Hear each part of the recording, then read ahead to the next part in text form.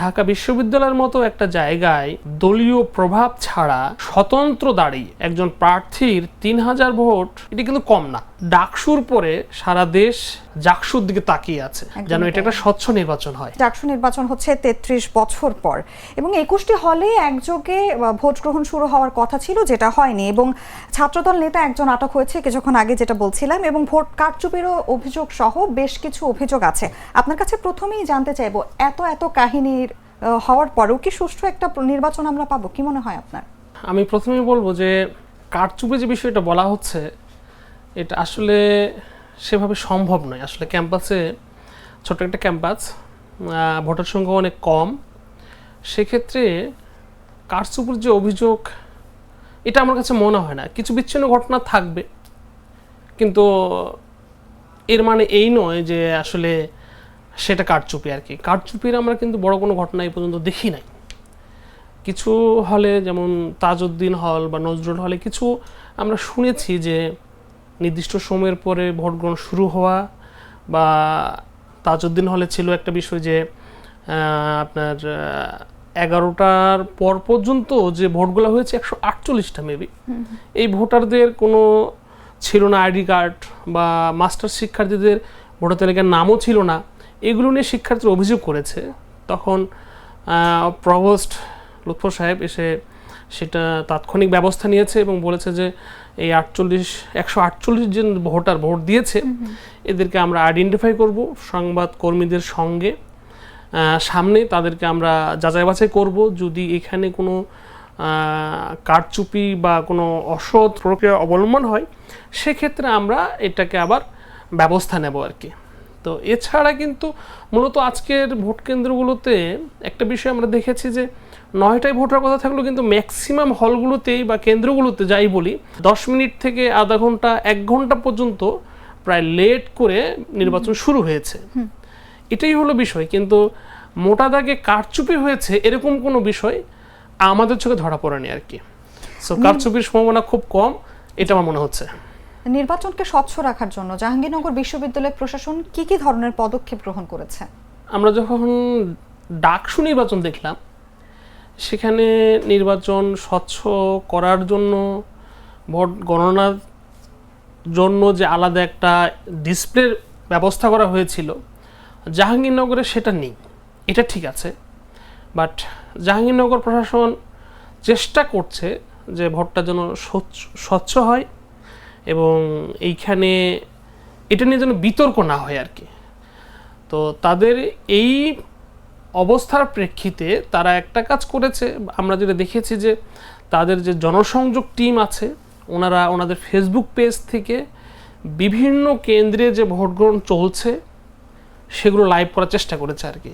তারা তাদের হয়তো সক্ষমতা এটুকু ছিল, এটাই তারা হয়তো সর্বোচ্চ ইউজ করছে আর কি, যে নির্বাচনটা যেন স্বচ্ছ হয় সেটা রাখার জন্য।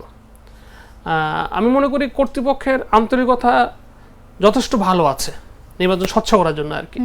কারণ ডাকসুর পরে সারা দেশ জাকসুর দিকে তাকিয়ে আছে যেন এটা একটা স্বচ্ছ নির্বাচন হয়। একদমই তাই। এবং আমি যদি একটু বলি যে গত মঙ্গলবার গেল ডাকসু নির্বাচনে আমরা দেখলাম শিবির একটি অবিশ্বাস্য জয় পেয়েছে। এই জয়ের প্রভাব কি জাকসু নির্বাচনে পড়ার কোনো সম্ভাবনা আছে? কি মনে হয় আপনার?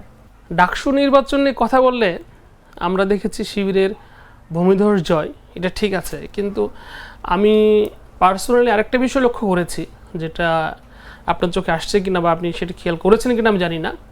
সেটা হচ্ছে এইখানে তন্নি নামের যে মেয়েটা, যিনি স্বতন্ত্র প্রার্থী হিসেবে বিজয়ী লাভ করেছে, পাশাপাশি হচ্ছে উমামা ফাতেমা, যিনি বাকশাস প্রার্থী ছিলেন, উনি কিন্তু 3000 সামথিং ভোট পেয়েছে। ঢাকা বিশ্ববিদ্যালয়ের মতো একটা জায়গায় দলীয় প্রভাব ছাড়া স্বতন্ত্র দাঁড়িয়ে একজন প্রার্থীর 3000 ভোট, এটি কিন্তু কম না। হ্যাঁ, তা তো অবশ্যই। কারণটা হচ্ছে এই 3000 ভোট তাকে কে দিল? জুলাই আন্দোলনের সময়ে এই উমামার পাশে যারা ছিল বা যারা উমামাকে দেখেছে, তার আন্দোলনের প্রভাবটা কি ছিল, আন্দোলনের তার অবদানটা কি ছিল, তারাই কিন্তু তাকে মূলত এখানে সাপোর্টটা দিয়েছিল। ডাকসু নির্বাচনের প্রভাব তো অবশ্যই জাকসুতে পড়বে, সেটা কম হলেও বেশি হলেও কত পার্সেন্ট পড়বে সেটা আলোচনা বিষয়, বিশ্লেষণের বিষয়, সেটা নিয়ে আমি যাব না, কিন্তু একটা প্রভাব থাকবে। তবে আমার কাছে মনে হয়েছে যে ডাকসুর পর, যেহেতু ডাকসু একদিন পরই হচ্ছে, এইখানে বিভিন্ন প্যানেলে 8টা প্যানেল নির্বাচন করছে, কয়েকটা প্যানেল পূর্ণাঙ্গ এবং বাকি কয়েকটা প্যানেল হচ্ছে আংশিক।